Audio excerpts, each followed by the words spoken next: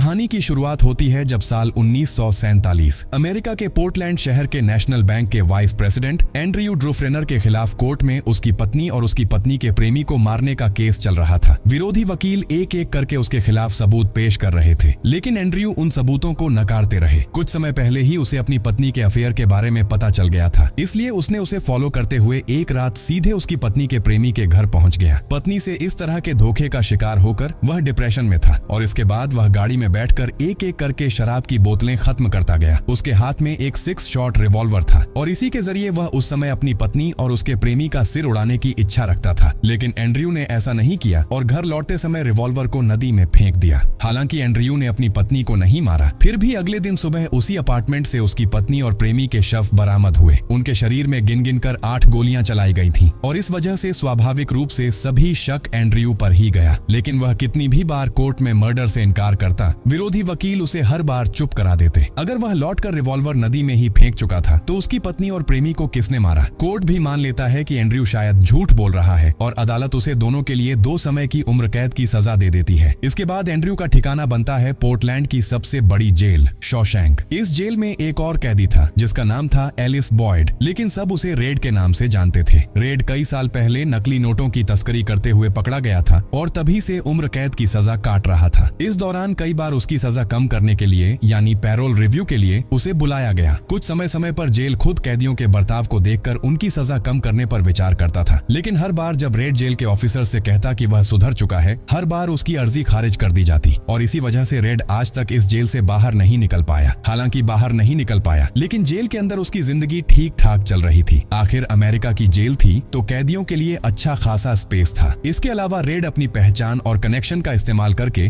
बाहर से कैदियों के लिए तरह तरह का सामान मंगवा देता था। मतलब उसने इस जेल के अंदर ही एक तरह का बिजनेस खड़ा कर लिया था। अब जब एंडी को इस जेल में लाया गया तो उसका चेहरा पूरी तरह टूटा हुआ था। देखकर लग रहा था जैसे वह किसी भी पल फूट फूट कर रो पड़ेगा। यहाँ तक कि रेड समेत बाकी कैदियों ने आपस में शर्त लगा ली थी कि आज रात एंडी सबके सामने हाव हाव करके रोएगा। एंडी के साथ जो और नए कैदी आए थे उन्हें सबसे पहले जेल के वार्डन नॉर्टन के पास ले जाया गया। नॉर्टन उन्हें अपनी जेल का पहला ही नियम बताता है, ईश्वर से कभी दूर नहीं रहना। इसलिए जेल में हर कैदी को एक एक बाइबल दी जाएगी और बाकी नियम वे धीरे धीरे खुद समझ जाएंगे। वार्डन उन सबको जेल के सिक्योरिटी गार्ड्स के कैप्टन हैडली से भी मिलवाता है। ये हैडली बहुत ही निर्दयी और खौफनाक स्वभाव का आदमी था। बिना किसी वजह के कैदियों को बेरहमी से पीटना उसकी रोज की आदत थी। वार्डन और गार्ड्स से पहचान करवाने के बाद नए कैदियों को पहले नहलाया जाता है और फिर उन्हें उनके सेल में ले जाया जाता है। पुराने कैदी तो पहले से ही अपने अपने सेल में मौजूद थे। अब भले ही ये अमेरिकन जेल थी, लेकिन जेल तो जेल ही होती है। दिन में भले कैदियों को खुले में आजाद इंसानों की तरह घूमने दिया जाता था, लेकिन रात होते ही सबको बंद कोठरियों में सुला दिया जाता था और नए कैदियों के लिए पहली रात कयामत से कम नहीं होती। आजाद जिंदगी से इस बंद और बेरहम माहौल में आकर बहुत से लोग पूरी तरह टूट जाते हैं। ठीक उसी रात एक मोटा सा आदमी जैसे ही देर रात लाइट बंद होती है रोना शुरू कर देता है। ये देखकर पुराने कैदी उसका खूब मजाक उड़ाने लगते हैं। इतना शोर सुनकर गार्ड हैडली आता है और उसे चुप कराने की कोशिश करता है, लेकिन वह आदमी उसकी एक भी बात नहीं मानता। तब हैडली उसे बेहद बेरहमी से पीटकर फर्श पर फेंक देता है और चला जाता है। ये भयानक मंजर देखकर बाकी सब डर के मारे चुपचाप बैठे रह जाते हैं। यानी पहली ही रात में सब समझ जाते हैं कि जेल की जिंदगी असल में कैसी होती है। अगली सुबह सबकी प्रेजेंस काउंट के बाद उन्हें नाश्ता दिया जाता है। जेल का वो सड़ा गला नाश्ता खाते वक्त एंडी को अपने खाने में एक कीड़ा मिलता है। मतलब अब से उसे यही बदबूदार बासी खाना ही खाना होगा। एंडी जब उस कीड़े को फेंकने ही वाला होता है तभी बगल में खड़ा एक बूढ़ा लाइब्रेरियन ब्रुक्स उससे वो कीड़ा मांग लेता है और अपनी जेब में रखे पालतू पंछी को खिला देता है। जेल की उस विशाल लॉबी में लंबे डाइनिंग टेबल पर बैठकर सब कैदी एक साथ खाना खा रहे थे। उन्हीं में हेड नाम का एक आदमी भी था जो अपने एक साथी के साथ अपने ही एक घायल दोस्त के बारे में बात कर रहा था। तभी एंडी अचानक उससे उस आदमी का नाम पूछ बैठता है, लेकिन इतनी सी बात पर भी हेड बहुत बेरहमी से उसे चुप करा देता है। यहीं से साफ समझ आ जाता है कि जेल के अंदर के लोग ज्यादा अच्छे नहीं होते, इसलिए इसके बाद एंडी भी ज्यादातर किसी से बात नहीं करता। इसी तरह एक दिन जेल में नहाते वक्त सिस्टर्स गैंग नाम के खतरनाक गिरोह का मेंबर बोग्स डायमंड उसके पास आता है और उससे बात करने की कोशिश करता है। इस गैंग का काम ही था जेल के अंदर कैदियों पर जुल्म करना। एंडी उसे डरने की बजाय इग्नोर करके वहां से चला जाता है और इसी तरह वह ज्यादातर समय चुपचाप रहने लगता है। जेल के नियमों के मुताबिक वह अपने अपने काम करता रहता है, लेकिन काम करते हुए भी किसी से खास बात नहीं करता।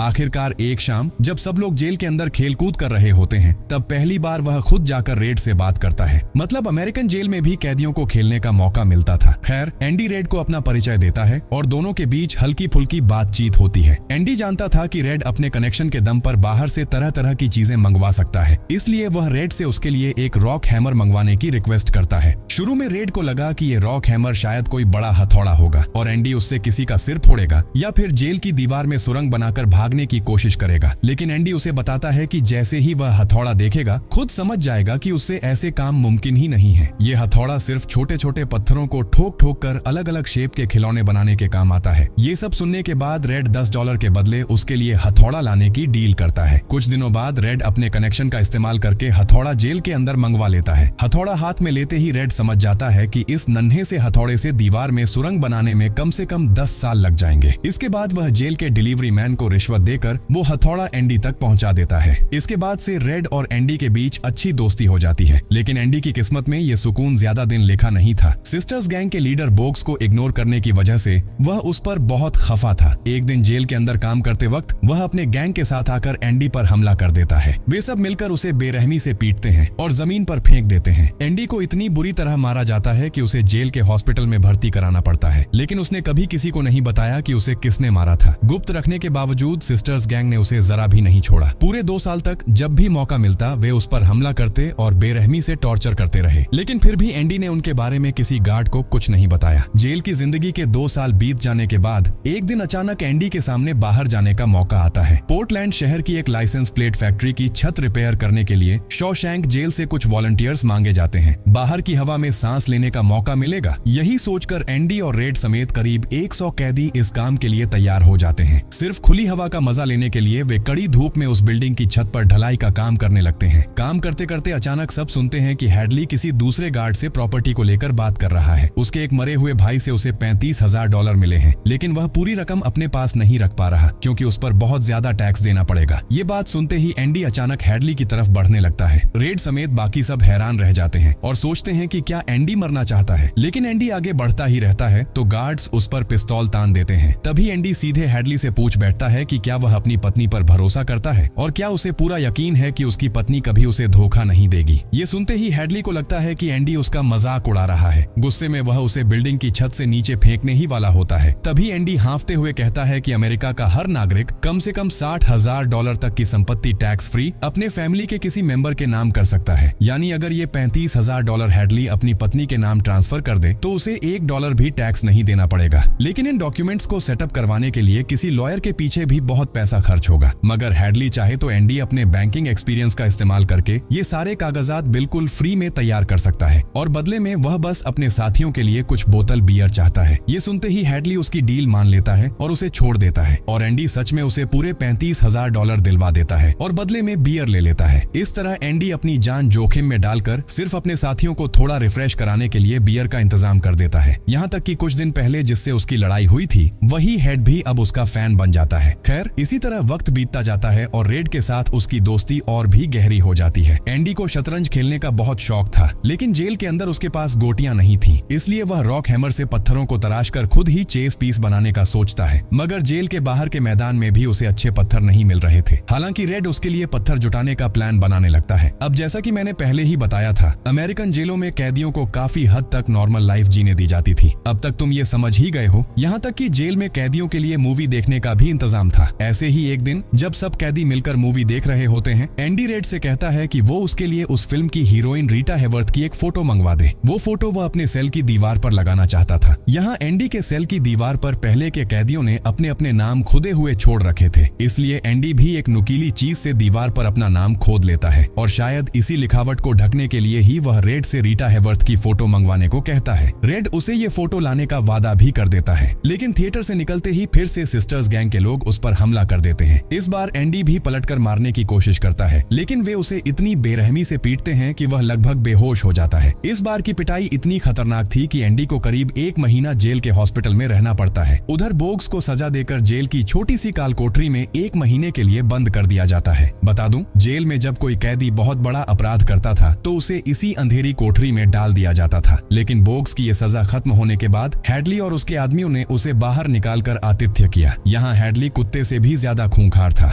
उसने बोग्स को इस तरह पीटा कि वह लगभग अपाहिज हो गया। इसके बाद उसे जिंदगी भर व्हील चेयर पर ही रहना पड़ा। इस घटना के बाद जेल में किसी की भी हिम्मत नहीं हुई कि एंडी को दोबारा हाथ लगाए। दूसरी तरफ रेड पहले ही रीटा की फोटो मंगवा चुका था और अब लगभग हर महीने वह किसी न किसी एक्ट्रेस की नई फोटो एंडी के लिए लाने लगा। इसी के कुछ दिनों बाद जेल के सारे कैदियों को जमीन खोदने के काम में लगा दिया जाता है। रेड और हेवुड समेत बाकी कैदी एंडी के लिए पत्थर इकट्ठा करने लगते हैं। वे उन पत्थरों को एंडी के सेल में लाकर रॉक हैमर से तराशते हैं, शेप देते हैं और पॉलिश करके शतरंज की गोटियां बनाने की कोशिश करते हैं। इसी तरह कुछ दिन शांति से बीत जाते हैं, लेकिन कुछ समय बाद अचानक एक दिन वार्डन अपने गार्ड्स के साथ एंडी के सेल की तलाशी लेने आ जाता है। वे उसकी सारी शतरंज की गोटियां फेंक देते हैं, सामान उलट पलट कर चेक करते हैं कि कहीं कुछ छुपा तो नहीं है, लेकिन हैरानी की बात यह होती है कि उन्हें कहीं भी रॉक हैमर नहीं मिलता। वार्डन एंडी के हाथ में बाइबल देखकर उसे अपने हाथ में ले लेता है, मगर बाइबल खोलने की बजाय वह उससे कुछ सवाल पूछता है। एंडी जब सही जवाब दे देता है तो वे चले जाते हैं। असल में ये तलाशी सिर्फ एक बहाना थी। वार्डन असल में एंडी को जेल के किसी काम में लगाकर अपने फायदे के लिए इस्तेमाल करना चाहता था, क्योंकि एंडी की बैंकिंग नॉलेज उसकी नजर में आ चुकी थी। इसलिए वह एंडी को शॉशैंक प्रिजन लाइब्रेरी में ब्रुक्स का असिस्टेंट बना देता है। हाँ, सही सुना तुमने, अमेरिकन जेलों में सच में लाइब्रेरी भी होती है। हालांकि उन किताबों को ज्यादातर कोई पढ़ता नहीं था। खैर, एंडी को समझ नहीं आ रहा था कि इतने सालों में ब्रुक्स के लिए कभी कोई असिस्टेंट नहीं लाया गया, तो अचानक उसे ही क्यों चुना गया। लेकिन थोड़ी ही देर में एंडी असली वजह समझ जाता है, जब हैडली उसे डिकेंस नाम के एक और गार्ड के साथ लाता है। डिकेंस एंडी से अपने बेटे के लिए चाइल्ड एजुकेशन फंड के डॉक्यूमेंट्स बनवाने को कहता है और उसकी मदद करने के बाद धीरे धीरे जेल के सारे गार्ड अपने अपने फाइनेंशियल मामलों को लेकर एंडी के पास आने लगते हैं। यहाँ तक कि वार्डन खुद भी टैक्स कम करवाने के लिए एंडी की मदद लेने लगा। इसके अलावा जेल के बजट से कैसे खर्च कम करके पैसे बचाए जाए, इसकी जिम्मेदारी भी एंडी पर आ जाती है। इस तरह एंडी धीरे धीरे जेल के अंदर का बैंकर बन जाता है। इस काम में उसकी मदद के लिए रेड को भी उसका असिस्टेंट बना दिया जाता है। यानी इस दौर में वे दोनों काफी सुकून से दिन गुजार रहे थे। फाइनेंशियल कामों के साथ साथ एंडी जेल की लाइब्रेरी को भी अपडेट करना चाहता था। वह नई किताबें मंगवाना चाहता था, लेकिन जब उसने ये बात वार्डन को बताई तो वार्डन ने जेल के लिमिटेड बजट का बहाना बनाकर उसे मना कर दिया। तब एंडी कहता है कि वह हर हफ्ते स्टेट डिपार्टमेंट को एक चिट्ठी लिखेगा ताकि वे किताबें भेजें।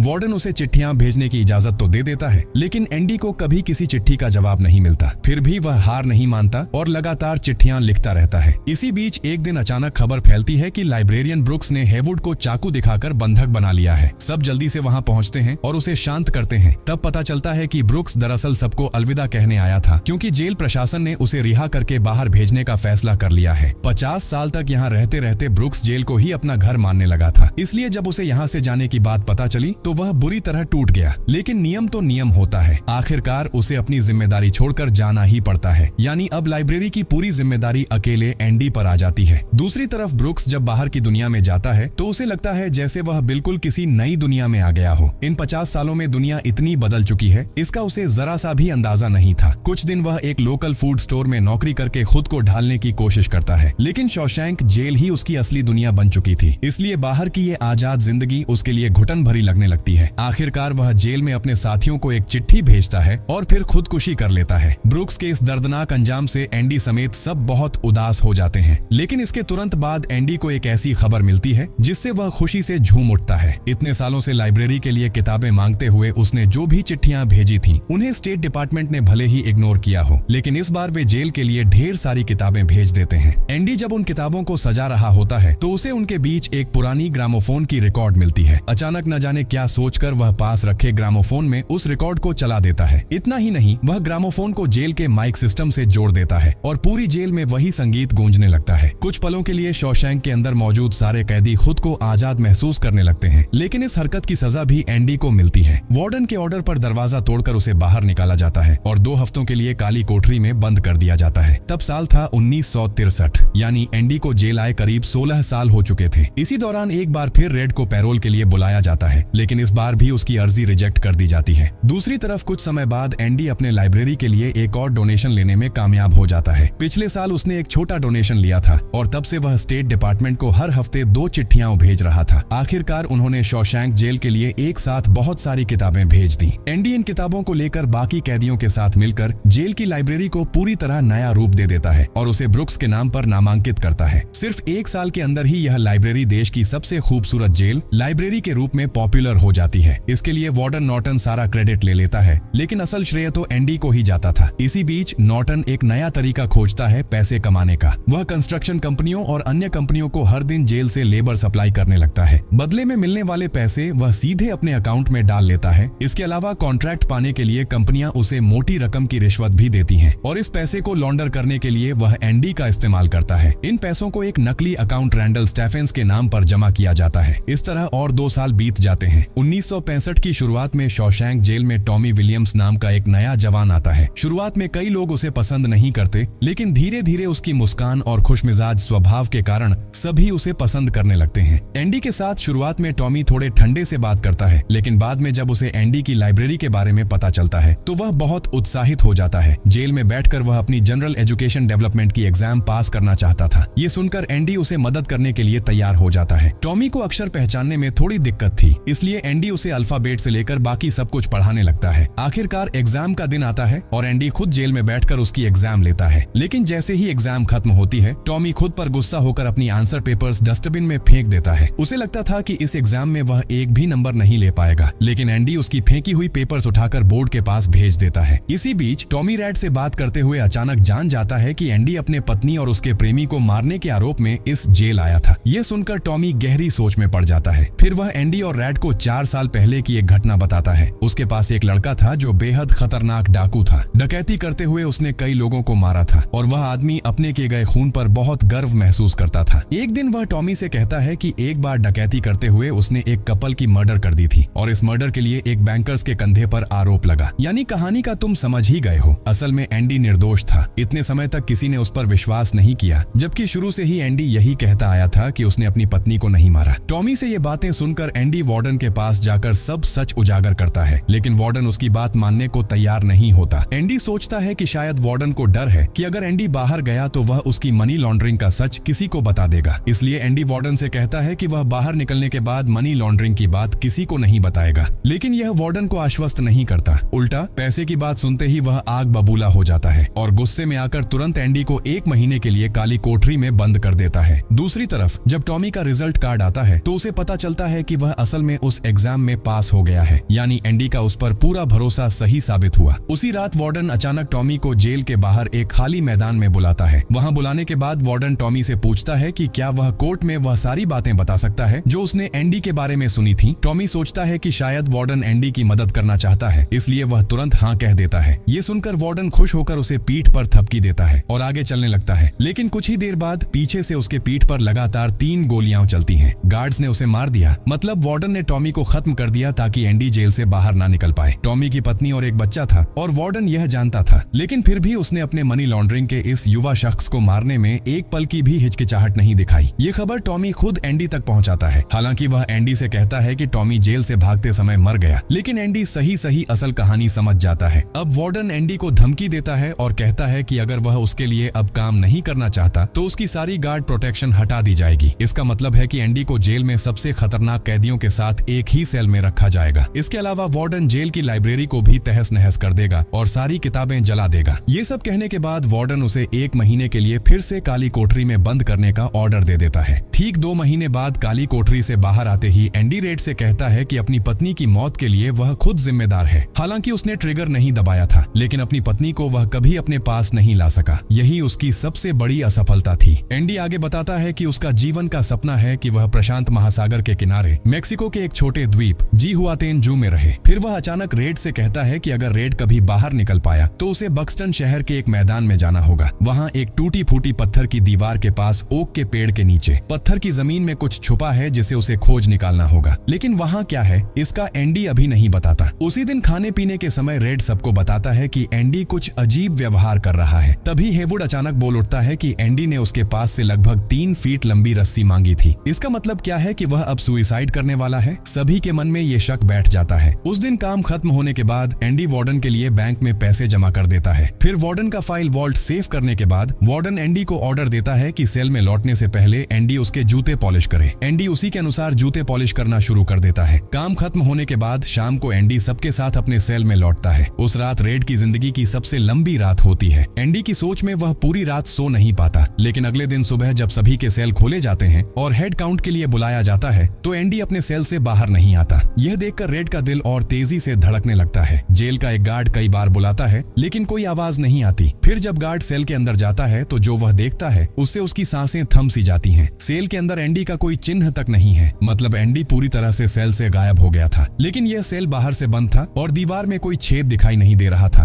तो एंडी असल में कहाँ गया। कल शाम को उसे रेस्ट्रीब्यू को दिखाकर सेल में डाला गया था। जब यह खबर वार्डन तक पहुंचती है तो वह पूरी तरह पागल हो जाता है। पहले वह रेड को बुलाकर पूछता है कि क्या एंडी ने उसे कुछ बताया, लेकिन रेड कुछ नहीं जानने की बात कहता है। तब वार्डन पागलों की तरह एंडी द्वारा बनाई गई चेस की गुटियों को इधर उधर फेंकने लगता है। तभी अचानक एक गुटी दीवार पर टंगी हुई हेरोइन की फोटो के अंदर चली जाती है। हैरान होकर वार्डन जब फोटो की ओर हाथ बढ़ाता है तो उसका हाथ भी तस्वीर के अंदर चला जाता। फोटो हटाकर देखा जाए तो उसके पीछे एक विशाल टनल होता है। भाई, इसका मतलब ये है कि 20 सालों से एंडी अपनी रॉक हैमर से केवल चेस गुटियां नहीं बना रहा था, बल्कि वह अपने भागने के लिए इस दीवार में खुदाई कर रहा था। और इतने सालों तक किसी को भी इसका अंदाजा नहीं हुआ। और समझ ही सकते हो, दीवार पर टंगी फोटो असल में इस टनल को छुपाने के लिए ही रखी गई थी, लेकिन किसी ने कभी इसे नोट नहीं किया। जेल के गार्ड्स तुरंत बाहर खोजबीन करते हैं और नाले से एंडी का पुराना कपड़ा और साबुन पाते हैं। असल में एंडी ने हेडली से रस्सी सुसाइड के लिए नहीं मांगी थी, बल्कि उसने उसे अपने पैरों से अपनी चीजें बांधने के लिए मांगा था। उस रात जब जोरदार बिजली कड़क रही थी, वह एंडी के लिए सबसे सही मौका थी। रात में वह फोटो हटाकर टनल के अंदर जाता है और उसे ठीक से सेट कर देता है। फिर वह रेड को टॉर्च देकर टनल के रास्ते आगे बढ़ता है। पिछले 20 सालों से एंडी ने जेल की सीवेज पाइप तक यह टनल खोदा था और सबसे डरावनी बात यह थी कि पाइप तक पहुंचने पर बिजली की कड़कती आवाज से मिलाते हुए वह पाइप के एक एक ईंट को घर की दीवार पर मारता है। इसके कारण बिजली की आवाज की वजह से किसी के कानों तक यह आवाज नहीं पहुंचती। जब पाइप फट जाता है तो वह इसके अंदर घुस जाता है। इस पाइप के अंदर जेल के सभी कैदियों के मलमूत्र का पानी बहता था। सोचो भाई, 500 गज लंबे इस पाइप में से निकलने के लिए किसी इंसान की कितनी मानसिक शक्ति चाहिए। और यह गंदगी भरी स्थिति होने के बावजूद एंडी आखिरकार बाहर निकलने में सफल हो जाता है और बाहर आते ही अपनी आजादी का जश्न मनाते हुए दोनों हाथ उठाकर खुशी व्यक्त करता है। फिर वह खुद को साफ करके सुबह बैंक के लिए रवाना होता है। इतने सालों तक वार्डन के मारपीट कर जुटाए गए पैसे जो रैंडल स्टेफेंस नाम के अकाउंट में जा रहे थे, असल में वह आदमी खुद एंडी था। इसलिए एंडी सभी आईडी प्रूफ और सिग्नेचर देकर वार्डन से 3,73,000 निकाल लेता है। वहीं अगले दिन सुबह वार्डन अपना जूते का बॉक्स खोलता है और देखता है कि उसमें एक जोड़ी पुराने फटे जूते हैं। इसका मतलब ये है कि जो जूते एंडी को पॉलिश करने के लिए दिए गए थे, एंडी ने उन्हें पॉलिश तो किया, लेकिन वह पॉलिश अपने लिए किया था, अपने नए जूतों के लिए। और वार्डन ने उस रात इसका बिल्कुल भी ध्यान नहीं रखा। वहीं बैंक जाकर सारे पैसे निकालने के बाद एंडी वार्डन के नाम पर मनी लॉन्ड्रिंग और सारे डॉक्यूमेंट्स के साथ टॉमी की मर्डर का जिक्र करते हुए एक फाइल बैंक के कर्मचारियों के हाथ में देता है और कहता है कि इसी द ब्यूगल नाम की मैगजीन के मेल एड्रेस पर भेज दिया जाए। अगले दिन सुबह उसी मैगजीन के पहले पन्ने पर शमशांक जेल के वार्डन की भ्रष्टाचार और निर्दोष टॉमी की मर्डर की खबर छपती है। यह न्यूज होते ही पुलिस तुरंत हेडली और उसके साथियों को अरेस्ट कर लेती है। इतने सालों तक कैदियों के साथ कुत्तों जैसा व्यवहार करने वाला हेडली अब खुद को एक नंगी चूहिया की तरह पाता है। वहीं वार्डन उस खबर को पढ़ते ही जल्दी से अपना वॉल्ट खोलता है और देखता है कि उसमें एंडी को दी गई बाइबल के अलावा सिर्फ एक फेक फाइल है। यह बाइबल खोलकर वह देखता है कि इसके पन्नों के अंदर रॉक हैमर छुपाने के लिए बिल्कुल सही कटिंग की गई थी। यानी एंडी ने इतने सालों तक अपना रॉक हैमर इसी बाइबल में छुपा रखा था और गार्ड्स उसे कभी खोज नहीं पाए। कुछ ही समय बाद पुलिस वार्डन को अरेस्ट करने के लिए दरवाजे के सामने आती है, लेकिन वार्डन का पुलिस के सामने पकड़ में आने का कोई इरादा नहीं था। इसलिए पुलिस अंदर घुसने से पहले उसने खुद को गोली मारकर खत्म कर लिया।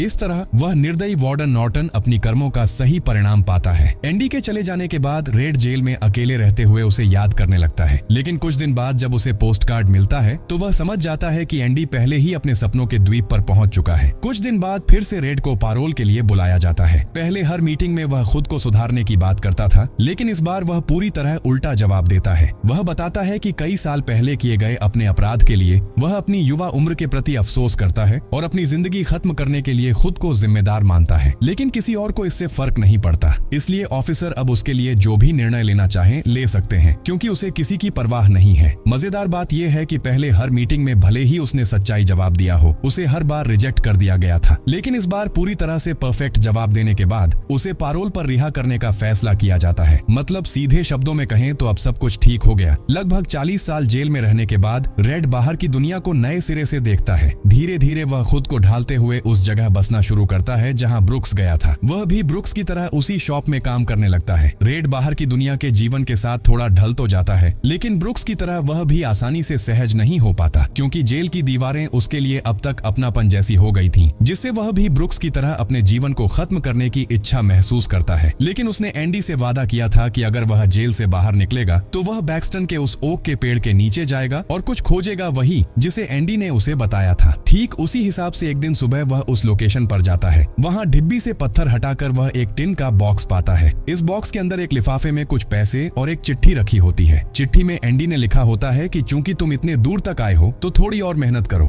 मुझे अपने काम के लिए एक साथी चाहिए और तुम्हारे अलावा मैं और किसी को बेहतर नहीं पा सकता। इसके बाद रेड एंडी द्वारा बताए गए लोकेशन के अनुसार मैक्सिको के उस द्वीप पर जाता है। द्वीप पर पहुंचते ही उसकी पुरानी दोस्त एंडी से फिर से मुलाकात होती है। कई सालों बाद दो पुराने दोस्त फिर से मिलकर अपनी नई जिंदगी की शुरुआत करते हैं और ठीक इसी तरह यह कहानी खत्म होती है।